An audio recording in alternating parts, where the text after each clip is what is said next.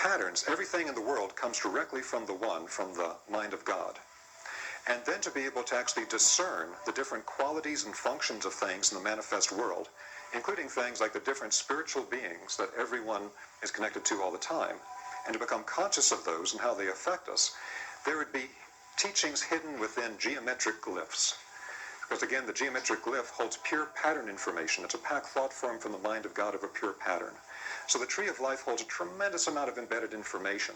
There are 22 paths connecting the 10 spheres on the tree of life. That's an aspect that's within the tree of life that actually shows us the coding pattern of anchors for energy in the human body, for the human consciousness within 3 points of the astral body, for the human life body within 7 points, and then for the human physical body within 12 locations.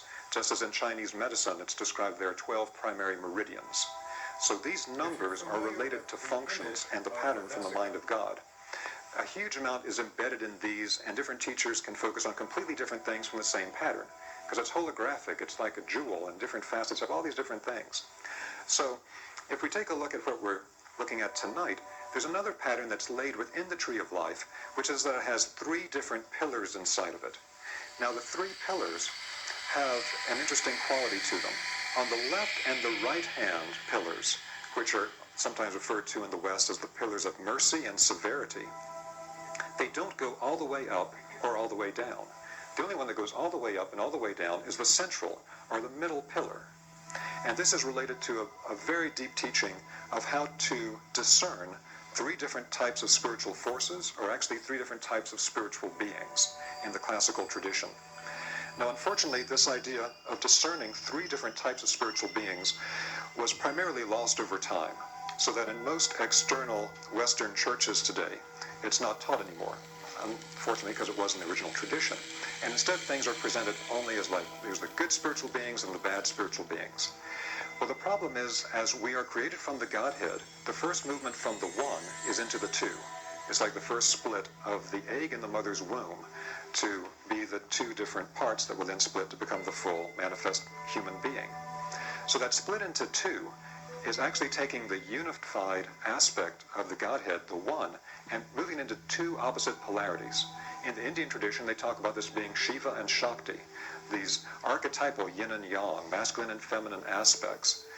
Now this is absolutely critical, because you can't say that one is good and one is bad. You can't have a purely polarized system and say that's good, that's bad.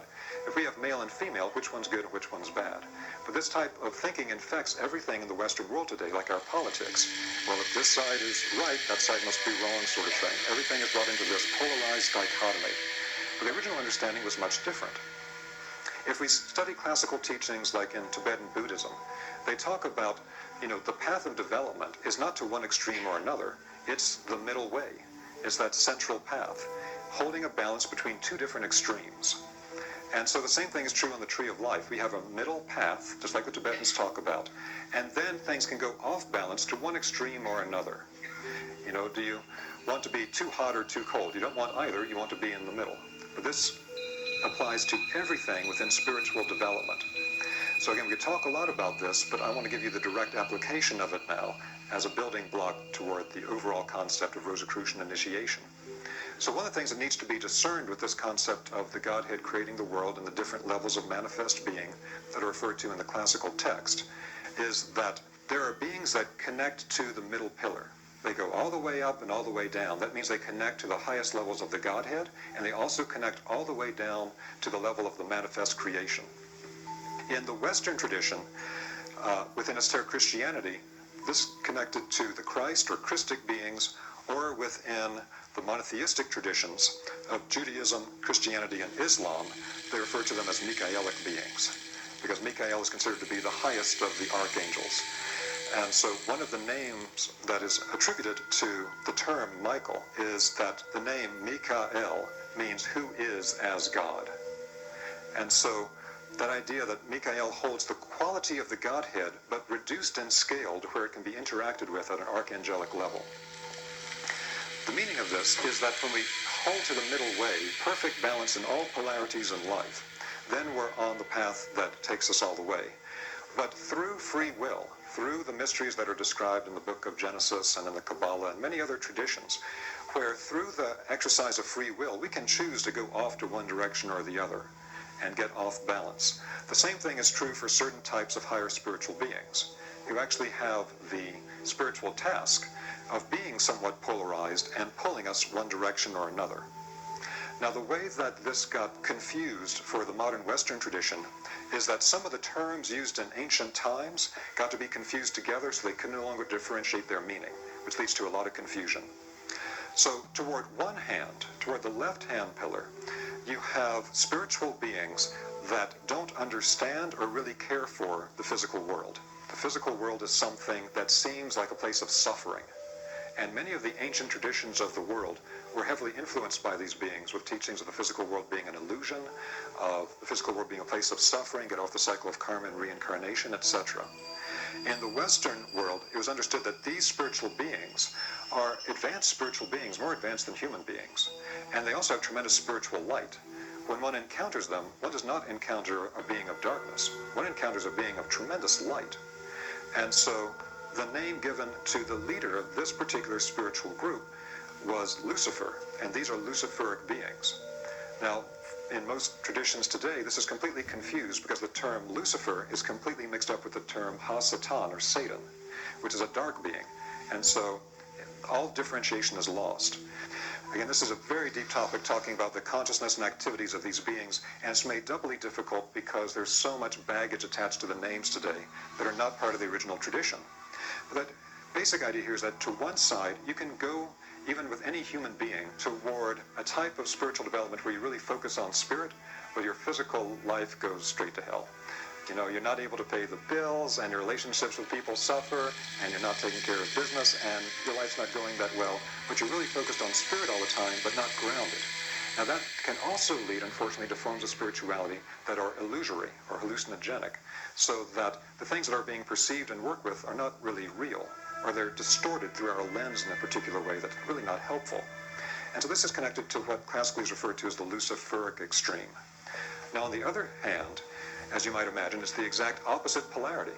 If one is connecting to spirit, but not really following the full process of creation in matter and connecting to that, then the other is going to be deeply connected to matter. It's going to be deeply connected to the process of linking onto the physical materialization process and loving physicality. So human beings can fall into this as well by becoming completely materialistic, so that we don't even believe that spirit exists. Spirit is some type of illusion that we have. There's nothing but random evolution over time through completely physical biological processes, and there is no spirit, there's nothing of that kind. So this becomes a kind of modern materialistic scientific perspective that's very sharp in some ways, but has absolutely no spiritual perception. And so for complete materialists, they fall completely into this pillar. And so we can see that type of dichotomy that's being created here and holding the balance between it, between spirituality and life in the world. Now, the Ahrimanic aspect then took on other names in other times. The Gnostics referred to the being of Ahriman, or the beings of the same quality referred to as Ahrimanic beings, as the demiurge. So you read all these Gnostic texts about the demiurge, the dark lord of this earth that created the physical world. Then in Egypt, this polarity was referred to as Set. And Set was soon contrasted with Horus. And actually there would be an empowerment of the pharaoh by both Horus and Set when the pharaoh would take the throne. That term Set, when the Hebrew people left Egypt, led by Moses, who had been initiated in the Egyptian temples, that term Set became Ha-Satan, and so Set became Satan. Now, Ha-Satan is a Hebrew term meaning the adversary, and so it means that this is a being that has an adversarial relationship to the human being. And so that's where we then got the concept in the West of Satan. Omule, nu trebuie să te mulțumești cu viața pe care o ai, așa cum fac alți oameni. Faci o mare greșeală, spunându-ți, așa mi-a fost scris, sau, ăsta mi-este destinul, trebuie să îndur. Dacă vrei să ai o viață diferită de restul oamenilor, îmi doresc să știi că ai puterea în interiorul tău de a o crea, o putere de care părinții tăi nu știu să-ți vorbească, pentru că nici lor nu le-a spus nimeni că o conțin. Această lume în care trăiești nu este ceea ce pare. Tot ceea ce vezi în jurul tău este făcut din energie. Casa pe care ți-o dorești, mașina, locul de muncă, sufletul pereche, armonia, pacea, toate pot veni la tine fără prea mult efort și în cel mai scurt timp posibil, atunci când știi să te folosești de puterea energiei. Dacă vrei să afli cum poți face asta, apasă pe butonul de mai jos. Nu te costă absolut nimic.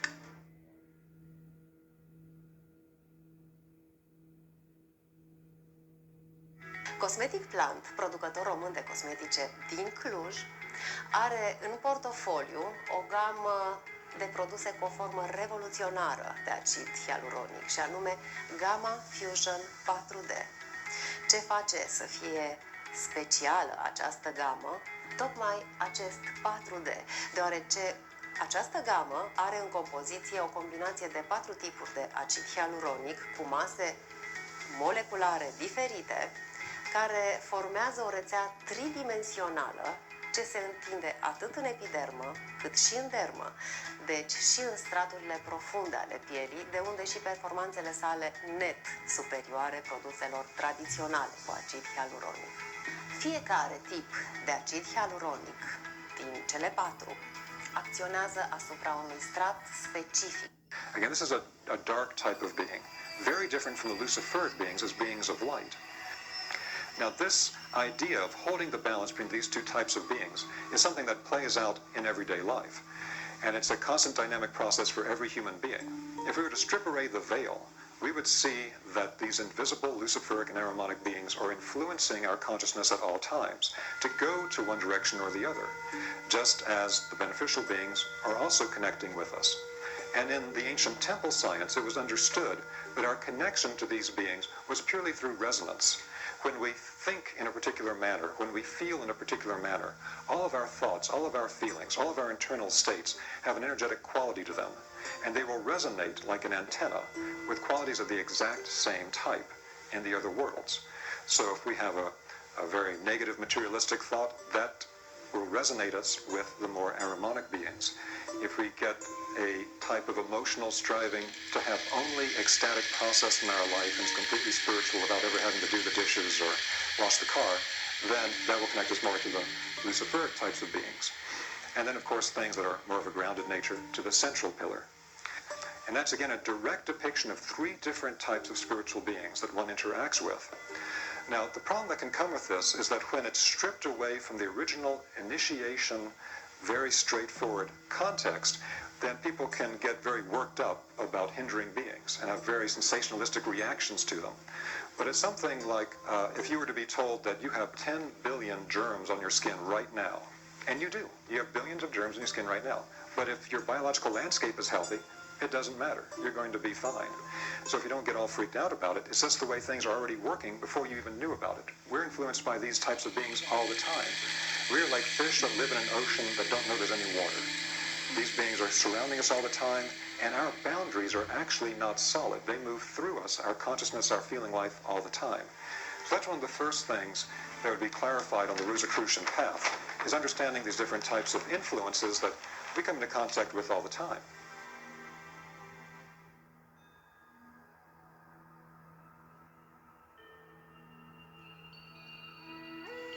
Rudolf Steiner, one of his highest values and beliefs was that human potential is at its highest when a human is free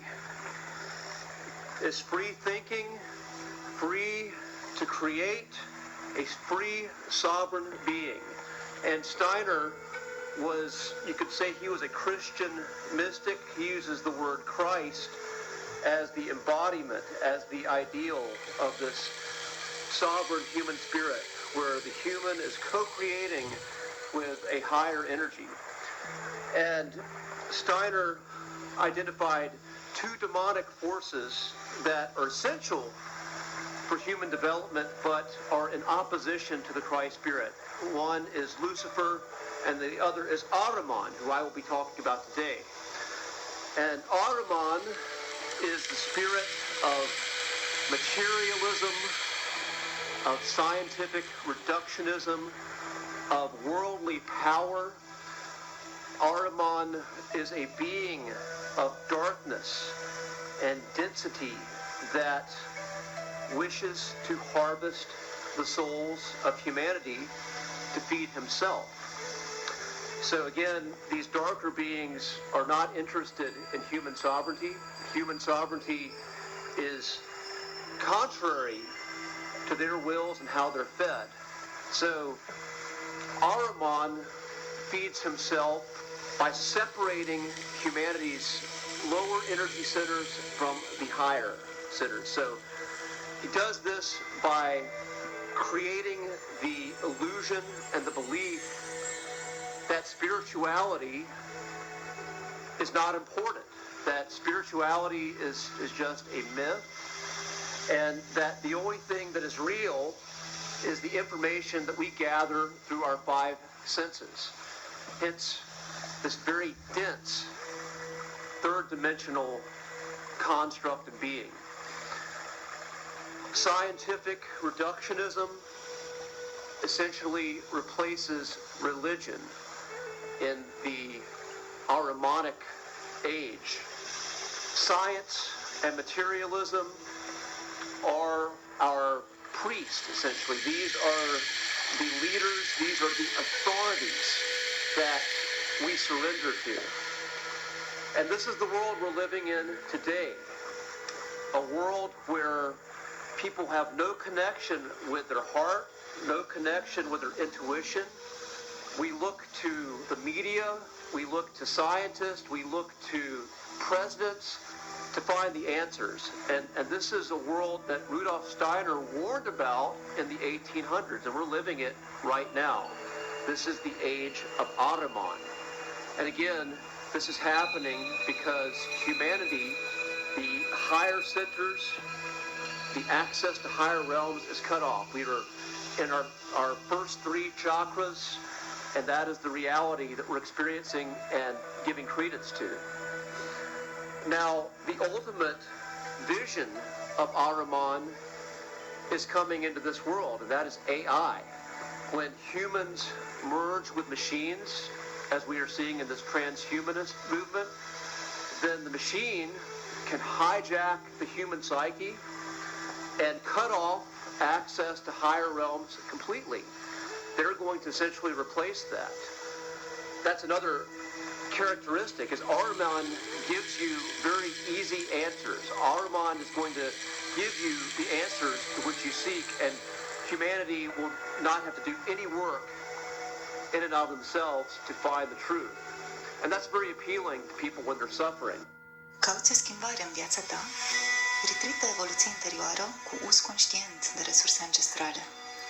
Stări extinse de conștiință pentru autodescoperire. Bufalvarius, experiența fuziunii cu întregul.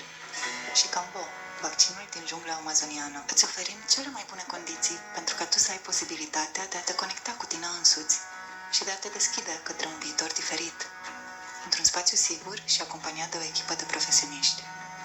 Retreat de 3 nopți cu ayahuasca.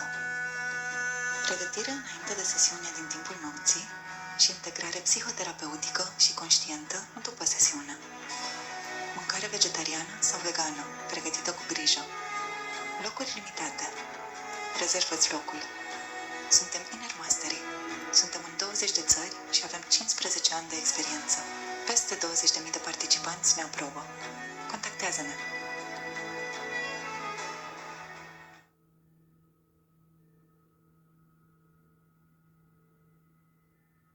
Did you know that the physical act of writing can actually help you remember better than just listening or reading? This is Remarkable, your new digital notebook. Imagine a traditional office setup. You probably have some sort of filing system to house all your documents and your stacks of notebooks. On your desk, there's loose papers and sticky notes scattered about. But with Remarkable, all of your work is now in one place. Here you'll find all your folders, named and categorized, and you just tap here to set up a new notebook, name it, choose a template, and you're good to go. Let's say you have a new idea or a reminder you don't want to forget. Well, just grab yourself a quick sheet to keep everything in order. And with a ton of different writing tools, you can style it out however you want. Pro tip, For files that you need access to all the time, simply label them as favorite. Or you can add tags to any of your notes and documents with easy-to-remember keywords. It's a pretty nice feeling to be fully in charge and in control of all of your work. At 0.19 inches, and with up to 2 weeks of battery life, it can come with you anywhere you go. Another thing Remarkable can do is save you some time. Want to share your meeting notes with colleagues, or send yourself a reminder? Or maybe you want to create a new to-do list. With just a simple tap, you can convert them to typed text, and they are ready for the digital world. So now, you can actually reuse your notes in new workflows. Download the Remarkable mobile and desktop app to all of your preferred devices, and you can continue to work on the go. Or simply pick up where you left off. With Remarkable, not only can you take regular notes, but with just a few taps, you have a whole new world of note-taking templates to explore. So, you want to improve your note-taking? Let's jump into this one.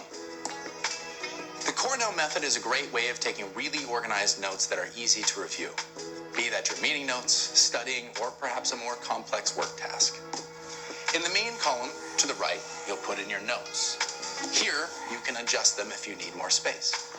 In the column on the left, you'll put in your important keywords, questions, and main points from the meeting. These can be erased and edited. In the bottom column, you'll write a brief summary of your key learnings and main takeaways. You can cut, copy, and paste to wherever you would like. Remarkable has a specially crafted surface that provides for an incredible writing experience in a real paper feel. By tilting the angle of my pen, I can actually vary the pressure, creating paper-like notes and annotations onto any of my documents. Remarkable was never designed to replace your laptop or phone, but it will give you space to think and allow you to work much smarter without the apps, pop-ups, and browsers that interrupt your workflow. So there you have it, and thank you for watching.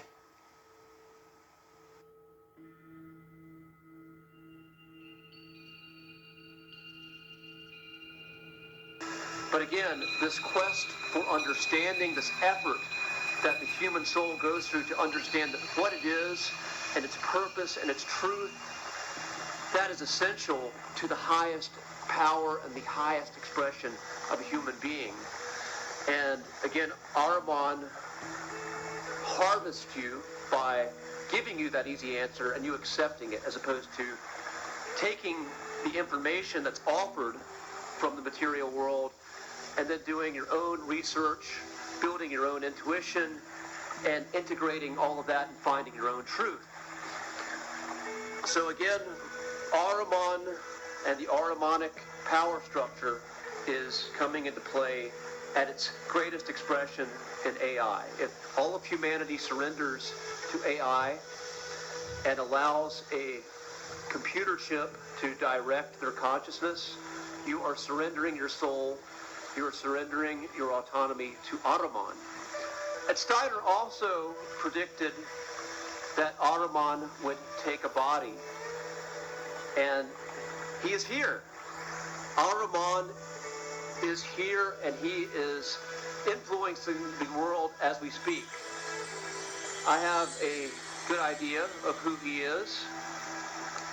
Some of you may also have an idea, but he's here, and he is looked at as someone who is doing humanity a service. Again, this is the Ahrimanic deception, but the end game is to cut you off from your soul, cut you off from higher intelligence, and to surrender that to Ahriman.